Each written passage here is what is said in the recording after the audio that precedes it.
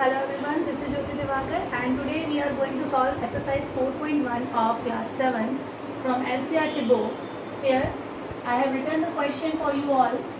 हमें equation given है, equation के लिए वेरिएबल की वैल्यू क्या रखनी है, उसके बाद हमें ये चेक करना है कि वो जो वैल्यू आपको गिवन है तो वो सेटिस्फाइड हो रही है या नहीं हो रही है। तो इसको स्टार्ट करते हैं।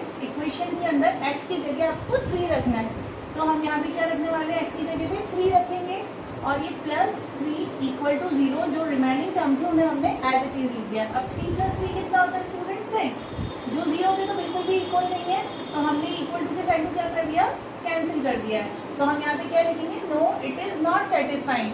अगर ये सेटिस्फाइड होता तो दोनों तरफ 0 दिखना चाहिए था। चलिए इसके थर्ड पार्ट को सॉल्व करते हैं, जहाँ पे x + 3 इक्वल टू 0 इक्वेशन है और वेरिएबल की वैल्यू हमें x की जगह क्या रखना है, -3 रखना है। तो हम क्या करेंगे, x की जगह क्या रखेंगे, -3।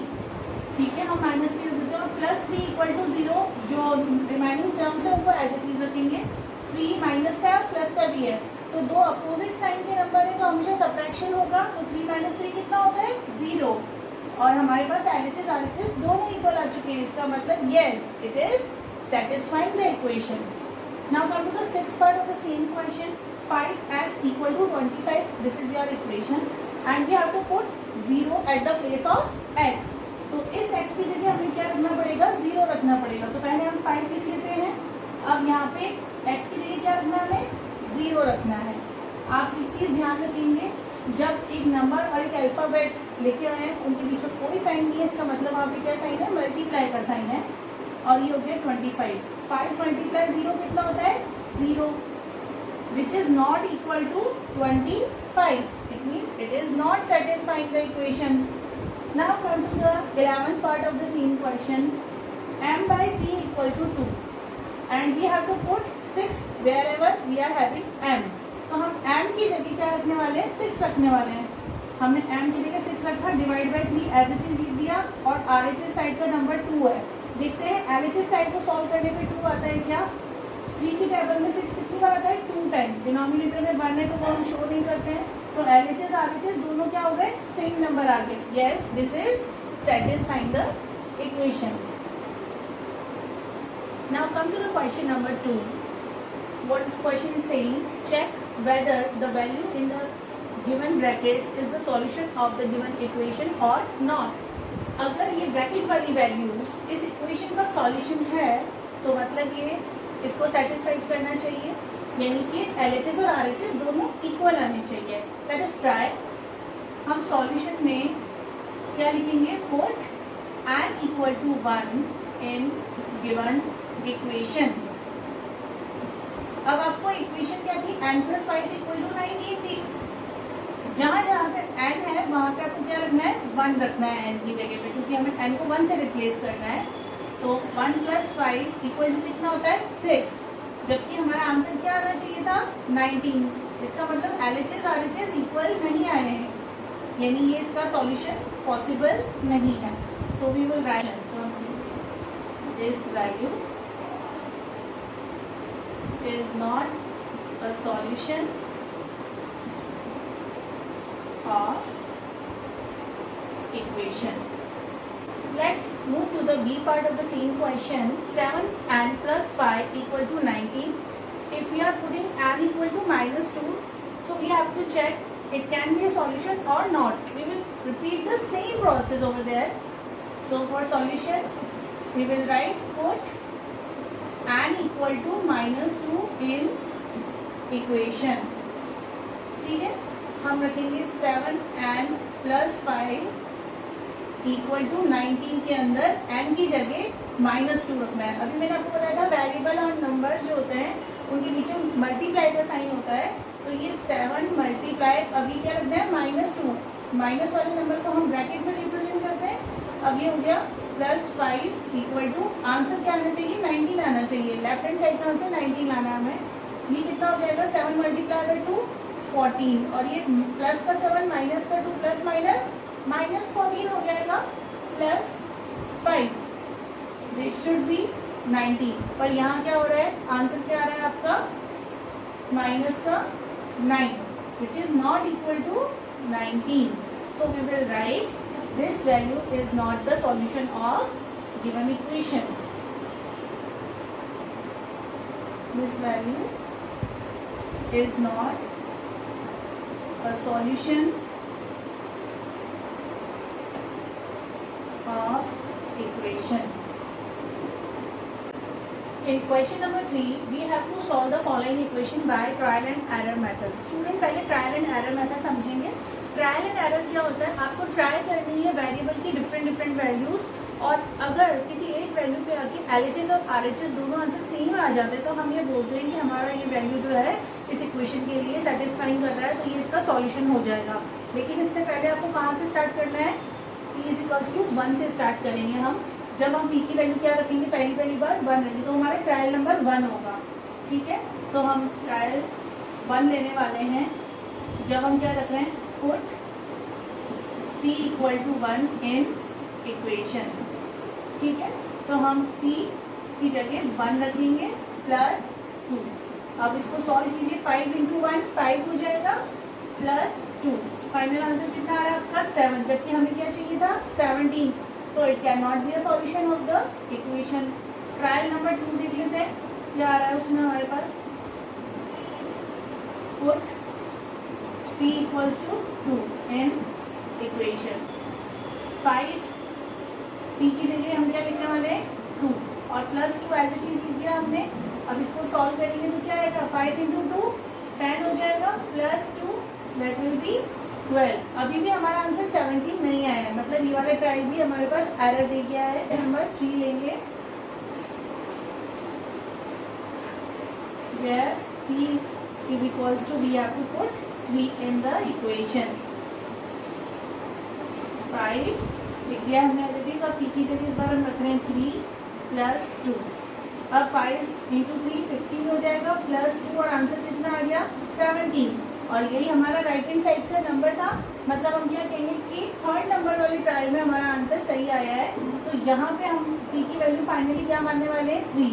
सो स्टूडेंट्स, इस तरीके से आपको ट्रायल लेते जाना पड़ेगा. हमारा आंसर थर्ड ट्रायल में आया है, कभी आपका आंसर फोर्थ ट्रायल में भी आएगा, कभी हो सकता है सेकंड ट्रायल में ही आपका आंसर आ जाए. So this is the way to use hit and trial और trial and error method. We will solve question number 4.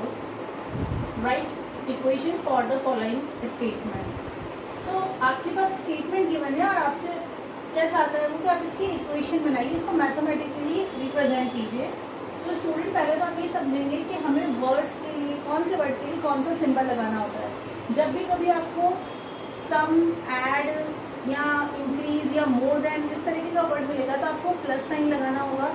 तो हमारे इस क्वेश्चन में क्या दिया हुआ है, sum of the numbers x and 4. So ये जो वर्ड यहाँ लिखा हुआ है एंड, इसका मतलब यहाँ पे क्या साइन आने वाला है, प्लस का साइन आने वाला है. तो हम क्या लिखेंगे, x और 4 ये दो नंबर है और सम करना है, इसका मतलब क्या लगाना है, प्लस लगाना है. जब भी आपको is, get, obtain, equals to, gives you ऐसे वर्ड्स आएंगे तो आपको क्या लगाना होगा, इक्वल टू का साइन. तो यहाँ पे इज दे रखा है तो हम क्या लगाएंगे, इक्वल टू. और क्या मिल रहा है हमें आंसर में 9. सो this is your equation. Third part of the same question, 10 times a = 70. तो 10 टाइम्स a का मतलब क्या होता है, 10 टाइम्स का मतलब मल्टीप्लाई और a, और इसकी जगह क्या लगाते हैं हम, इक्वल टू का साइन. और क्या मिलेगा आंसर में, 70 मिलेगा. अब 10 मल्टीप्लाई हो तो हम क्या लिखते हैं, 10 a लिखते हैं और ये क्या हो गया 70. ये हो गया आपके mathematically representation of the equation. Now come to the 6th part, 7 times m. तो पहले इसको कीजिए, 7 टाइम्स m बिल्कुल वैसे ही होगा जैसे 10 टाइम्स a लिखा था. तो क्या लिखेंगे इसको, 7 × m. अब प्लस बोला है तो प्लस का साइन लगाएंगे. क्या प्लस करना है, 7 प्लस करना है. अब आपसे बोल रहा है गेट्स, तो गेट्स की जगह हम क्या लगाते हैं, इक्वल टू का साइन. क्या मिलेगा हमें, 77. So we will write 7m + 7 = 77. ये हो गया हमारा equation. Now come to the 8th part, if you take away 6 from 6 time of 1.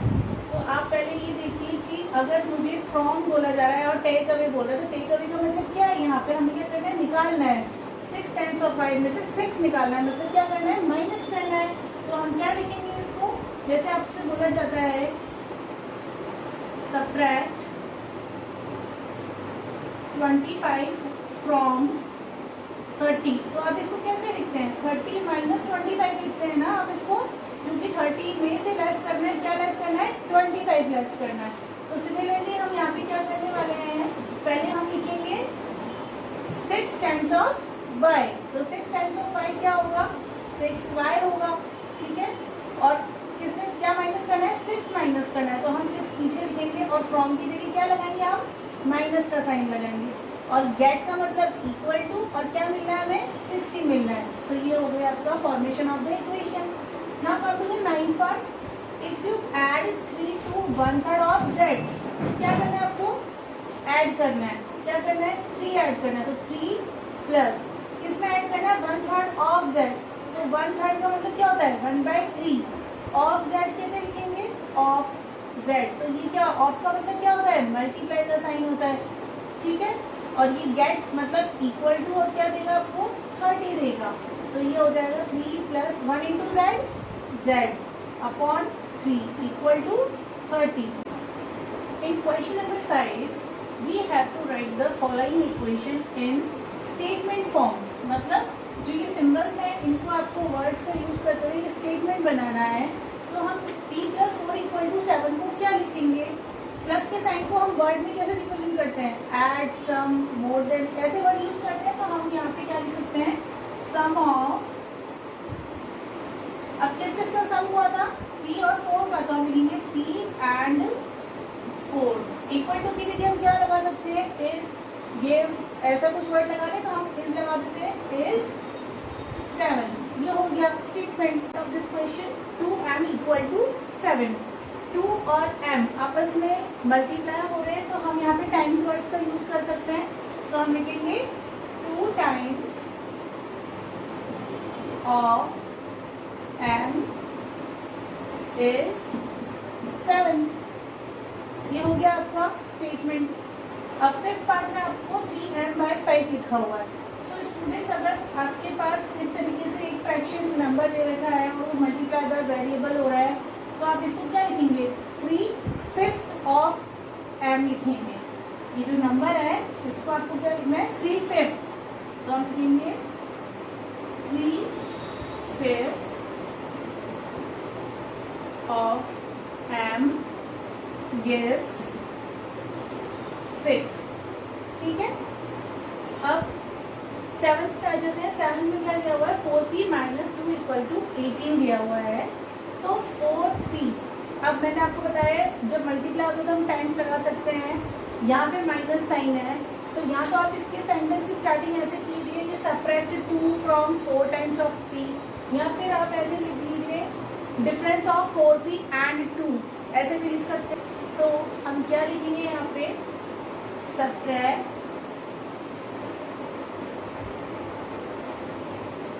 2 from, अब किस वजह से लेस हो रहा है? 4p से, और 4p को क्या लिखते हैं? 4 times of p, you get 18। Clear, students?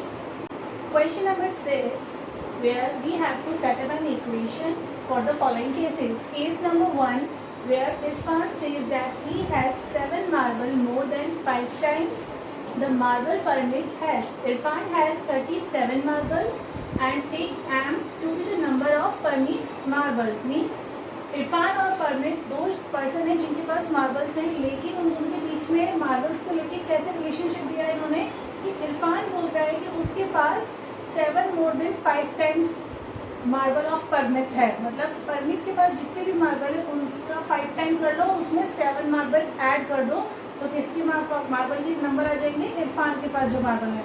लेकिन क्वेश्चन एक इन्फॉर्मेशन और दी है कि इरफान के पास काउंटिंग में कितने मार्बल्स हैं? 37 मार्बल्स हैं। तो आपको इस चीज़ को इक्वेशन में रिप्रेजेंट करना है, और नंबर ऑफ मार्बल्स कितने लेने के लिए बोला है उसने? m लेना है। मतलब इसने पहले से ही आपको एक हेल्पिंग लाइन दे रखी है, क्लू दे रखा है कि आपको परमिट के मार्बल कितने मानने हैं? x मानना है, क्योंकि यहाँ पे कहीं पर भी परमिट के मार्बल के बारे में कोई इन्फॉर्मेशन नहीं है। जिसके बारे में आपको कोई इन्फॉर्मेशन नहीं होती है उसको आप क्या मानते हैं? वेरिएबल मानते हैं। और वेरिएबल क्या लेना है? यहाँ पे हमें m लेना है। तो हम क्या लेंगे? नंबर ऑफ permit मार्बल कितना लिया हमने एम, क्योंकि क्वेश्चन में बोल रखा है। अब आपसे क्या बोला हुआ है, इरफान का स्टेटमेंट हम रिप्रेजेंट करेंगे। Irfan said that he has, ये ही किसके लिए आया है, इरफान के लिए आया है, तो हम लिखेंगे Irfan has 7 marbles more than 5 times of permit। अब बताइए इरफान हैज का मतलब इरफान के पास कितने हैं, क्वेश्चन के हिसाब से इरफान हैज 37 मार्बल, तो हम लिखेंगे 37 तो इरफान के मार्बल्स हैं। हैज या इसकी जगह हम इक्वल टू लगाते हैं। अब 7 मार्बल्स मोर देन का मतलब क्या होता है, प्लस का sign. 5 times of permit marble मतलब 5 टाइम्स मतलब 5 से मल्टीप्लाई करना है, और परमिट के मार्बल कितने लिए थे हमने, एम माने थे, तो हम क्या लिखेंगे यहाँ पे परमिट के मार्बल्स के लिए एम। तो ये इक्वेशन क्या हो गई, 7 + 5 एम, और ये इक्वल टू में क्या है 37। So students, this is the representation of this case into the equation.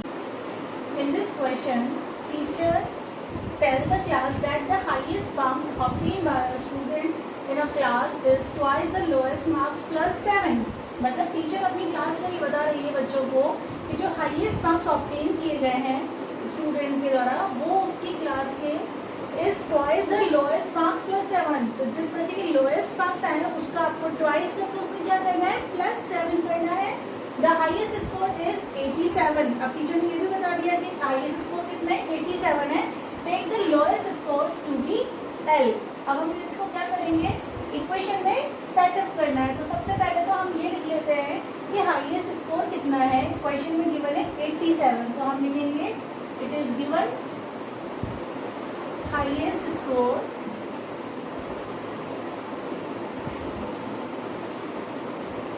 is 87। अब नेक्स्ट क्या है आपके पास कि हाईएस्ट स्कोर जो ऑब्टेन हुए हैं वो क्या है, twice of the lowest marks plus 7 है। तो हम इसमें क्या लिखेंगे, according to question. According to question क्या बोला है, हाईएस्ट मार्क्स जो है वो क्या है, is twice of the lowest marks plus 7। ये लाइन दी हुई हमने लिख ली है। तो हाईएस्ट मार्क्स की जगह हमें क्या लिखना है, हाईएस्ट स्कोर कितना था 87, तो हमने लिख लिया 87। इसकी जगह हम क्या लगाते हैं, इक्वल टू साइन लगाते हैं। Twice of the lowest, twice का मतलब क्या होता है स्टूडेंट्स, 2 से मल्टीप्लाई करना है, और लोएस्ट मार्क्स कितने लेने के लिए बोला हुआ है, लोएस्ट स्कोर कितना लेना है हमें, एल मानना है। तो हम लोएस्ट स्कोर की जगह क्या लेंगे, एल ले लेंगे, और प्लस की जगह हमने प्लस का साइन लगा दिया, और ये हो गया 7। तो हम कैसे लिखेंगे इसको, 87 इक्वल टू 2L प्लस 7। तो ये हो गया highest score is twice of lowest marks plus 7। So this is the way to represent this case in the equation form.